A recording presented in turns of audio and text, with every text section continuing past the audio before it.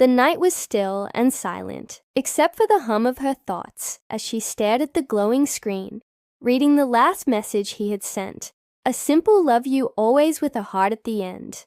But it didn't soothe her anymore.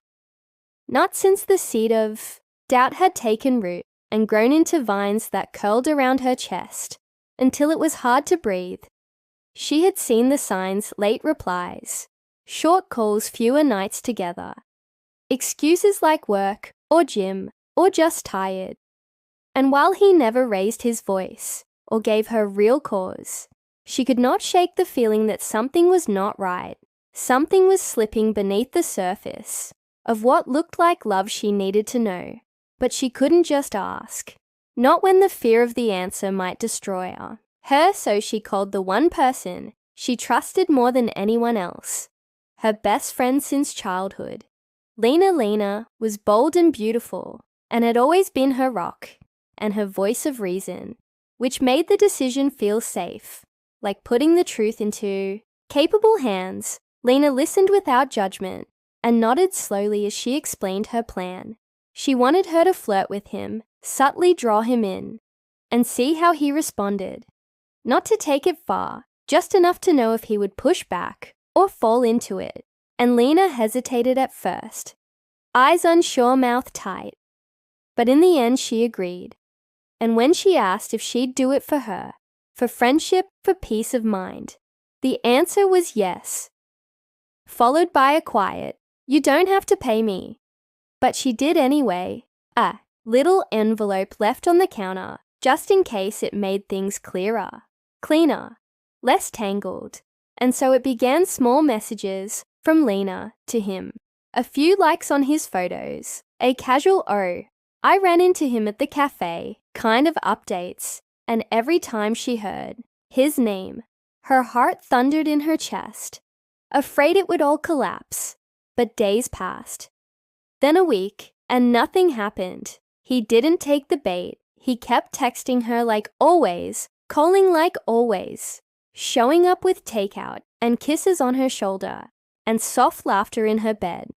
And just as she began to breathe again, just as she told herself it had all been in her head, the truth came in a form she never expected. Lena's eyes were wide and wet when she showed up at her door one night without calling, her voice shaking like a leaf in the wind as she stepped inside and whispered, "I need to tell you something."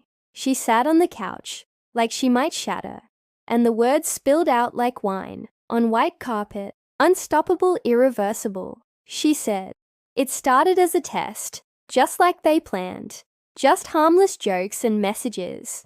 But then something shifted. She didn't mean for it to, she swore. But she started to feel things, and so did he. And before she could stop it, they kissed once, twice more, then that. And then she stopped, because it was wrong, and she hated herself. And he tried to explain that it wasn't like that he still loved her, that he didn't mean for it to happen. But she knew it didn't matter, because the test had worked. Too well, it revealed not only his weakness, but something deeper, something she never wanted to see.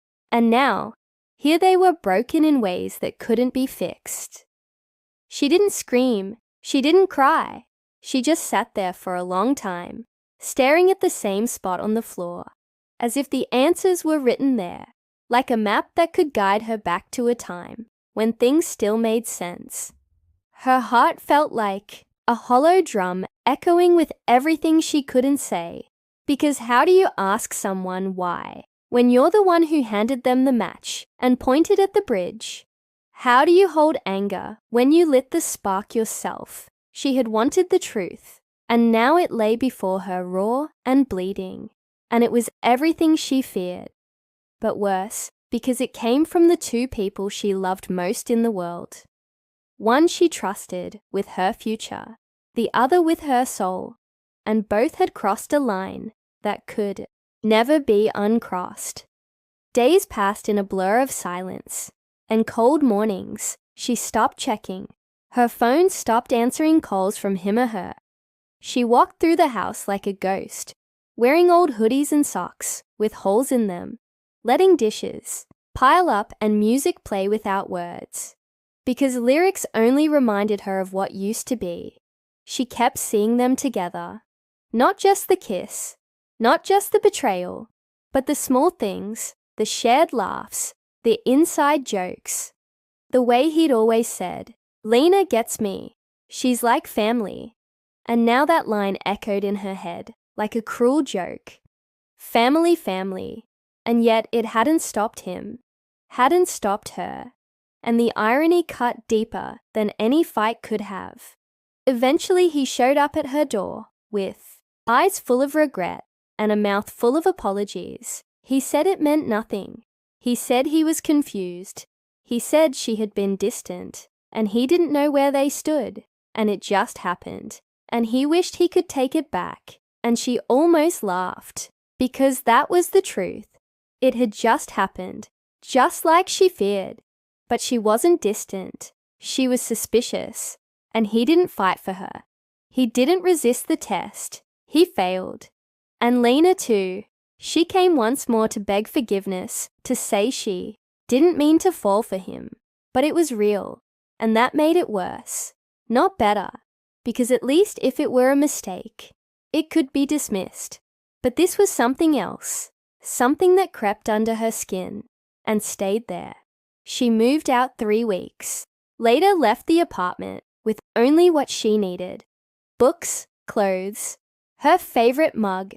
The rest she let go of, like shedding a life that no longer belonged to her.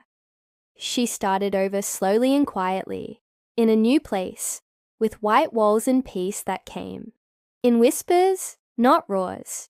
She learned to wake up without dread, to drink coffee alone, and not miss anyone, to trust herself again above all. Because if there was one thing this test taught her, it was not just that he could betray her, or that Lena could cross a line, but that she could survive it.